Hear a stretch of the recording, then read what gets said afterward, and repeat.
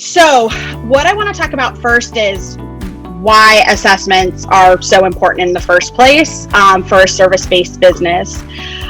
What I've heard, and you guys can raise your hands with the reactions, is a lot of you guys default to hourly because you're so concerned that the client's going to run over, or the scope of project has to shift, or it becomes more complicated, and you don't want to lose money. And most of you have been burned bleeding money in that situation. And so you default to hourly under this hope that you're going to not get taken advantage of, so that you consistently underbid the flat rate projects. The challenge that I have with that is, and I've consistently heard it from you guys, is that you guys are bleeding time in creating proposals that either aren't accepted or are so grossly out of alignment with the client's budget or timeline or perceived value of what you're offering that you either have to just majorly overhaul the entire proposal to close the deal. So that's not working smarter, that's working harder.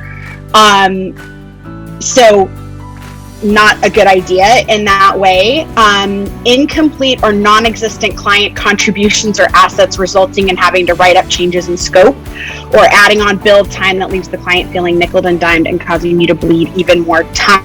So how many of you with your reactions have, I'll give you a kind of an example, is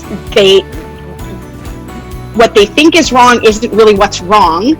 So then you get in and you're having to go, you kind of said this was handled. It's not handled. This is a mess. So we need to jump in, and I think a lot of female founders fall into this pattern of it's too much time and energy to rewrite the scope of project. So I'll just add this on, and you make this assumption that the client understands that you're subbing one thing out for another because it's time, and then they come to you at the end and they get pissy because they're like, what happened to this contract? And you're like, wait a minute, but I did X, Y, and Z for you. And they go, I don't care, that's not what's in the contract.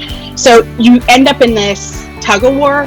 Plus, when you guys have to bill, you deal with a pissy client that's like, I've heard a lot of you come back and say they want an accounting of every minute of my time because I sent them an add-on bill for my hours, and they're mad that it wasn't put into the mix. Does that make sense to everybody?